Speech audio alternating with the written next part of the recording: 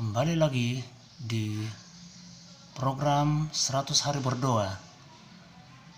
Pada hari ini tanggal 21 April 2020 dengan judul Dituntun oleh Firman.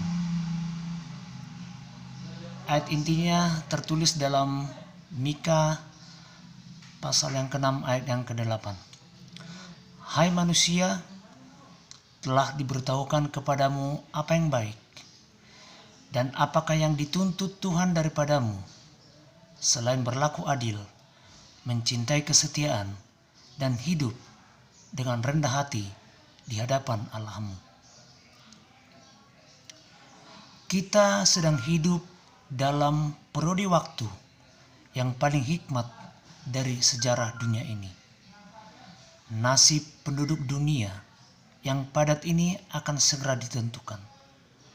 Keselamatan masa depan kita sendiri dan juga keselamatan jiwa-jiwa yang lain bergantung kepada arah yang saat ini kita ikuti. Kita perlu dituntun oleh roh kebenaran. Setiap pengikut Kristus hendaklah bertanya dengan sungguh-sungguh, Tuhan, apakah yang Engkau mau aku perbuat? Kita perlu merendahkan diri kita sendiri di hadapan Tuhan dengan berpuasa dan berdoa. Dan untuk merenungkan banyak hal dari firman-Nya, terutama terhadap gambaran-gambaran penghakiman. Saat ini kita harus mencari pengalaman yang mendalam dan hidup akan perkara-perkara tentang Tuhan. Kita tidak boleh membiarkan satu saat pun hilang. Peristiwa-peristiwa yang sangat penting sedang terjadi di sekeliling kita. Kita berdiri di atas wilayah setan yang mengasihkan. Janganlah tertidur. Para penjaga Tuhan, musuh yang mengintai semakin dekat. Bersiaplah setiap saat.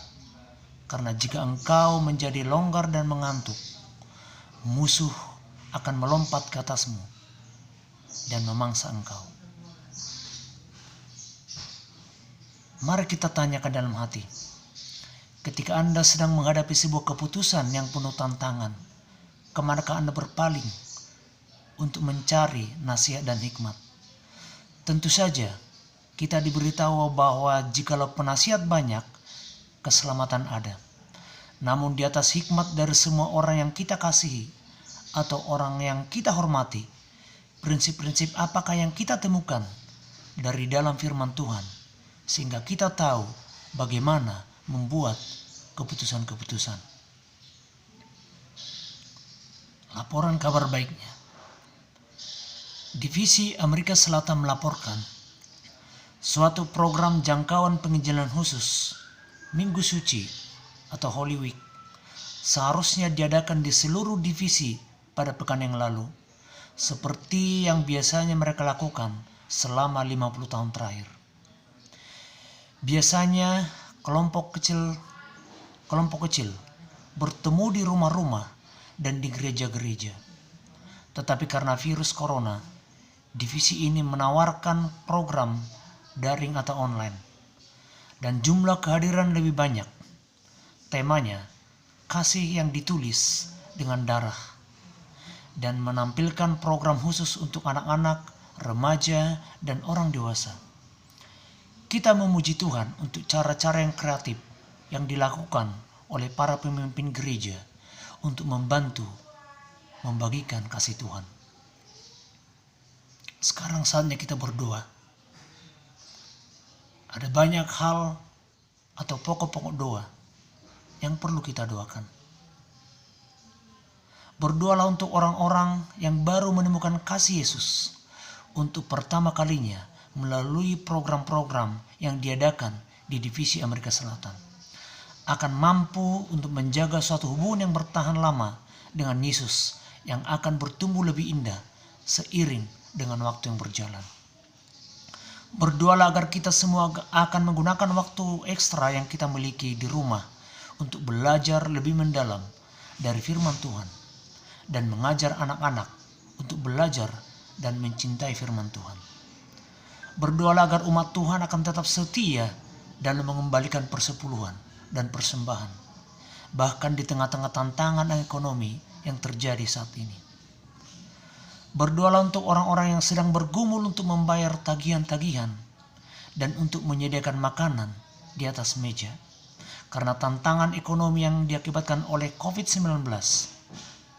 Doakan agar Tuhan terus mencukupkan kebutuhan anak-anaknya dan agar banyak kesaksian atas kesetiaan yang Tuhan dapat bagikan di hari-hari mendatang.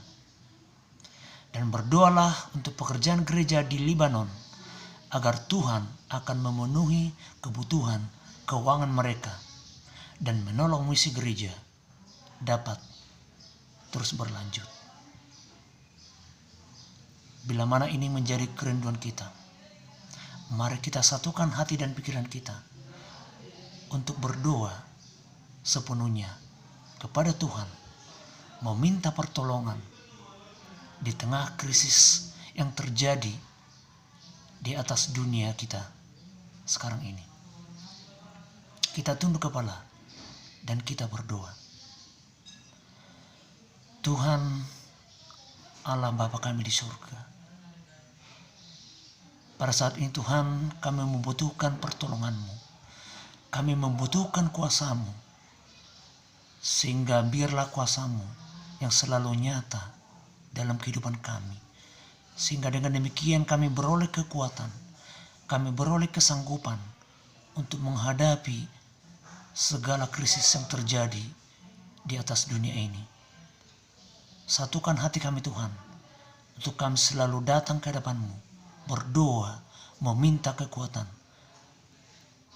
sehingga dalam kehidupan kami senantiasa memperoleh kekuatan melalui Roh Kudus-Mu, untuk kami boleh kuat di dalam iman kami menghadapi kehidupan yang akan datang.